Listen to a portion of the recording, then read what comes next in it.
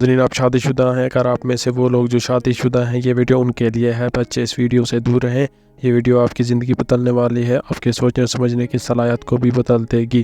یہ واقعہ ایک سچی اور پکی کہانی پر مبنی ہے۔ ایک شخص نے اپنے کالم نگار میں لکھا کہ آج سے 6 سال پہلے وہ اپنی بیوی کے ساتھ بستر پر لیٹا ہوا تھا۔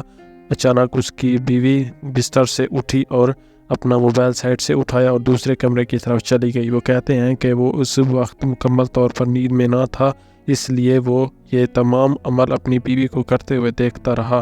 اس کے بعد ہی اس کو اپنی بیوی کے اوپر شک بھی ہو گیا۔ وہ کہتے ہیں کہ میں نے کچھ دیر انتظار کیا تو کچھ دیر بعد اس کی بیوی موبائل لے کر واپس آ گئی۔ وہ چہرے سے مطمئن نظر آ رہی تھی۔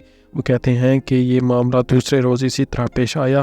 اس کی بیوی اٹھی، موبائل اٹھایا اور دوسرے کمرے میں چلی گئی، اور جب واپس آئی تو اس کے چہرے پر عجیب قسم کی مسکراہٹ تھی اور وہ مطمئن نظر آ رہی تھی۔ اس کے بعد پھر لیٹ گئی۔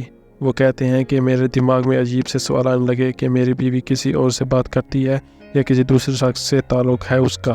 وہ کہتے ہیں کہ میں نے اپنے دماغ میں ایک ترکیب سوچی اور اپنی بیوی کی سیم کو تبدیل کر دیا اور اپنے سیم اس کے موبائل میں ڈال دی۔ وہ کہتے ہیں کہ اگلے دن بھی یہ واقعہ پیش آیا۔ جب اس کی بیوی واپس آئی تو میں نے دیکھا کہ موبائل میں کوئی نمبر ڈائل نہ تھا، اور وہ کہتے ہیں کہ میرا شک اپنی بیوی پر اور بھی زیادہ پختہ ہو گیا، مگر مجھے ابھی پختہ ثبوت کی ضرورت تھی اور میں نے وہ ثبوت ڈھونڈنا شروع کر دیا۔ یہ معاملہ 3-4 دن تک ایسے چلتا رہا تو ایک دن میں نے اپنی بیوی کے پیچھے جانے کا فیصلہ کیا، اور جب میری بیوی کمرے میں گئی تو میں بھی اس کے پیچھے کمرے میں گیا تو دیکھا میری بیوی کمرے میں موجود تھی۔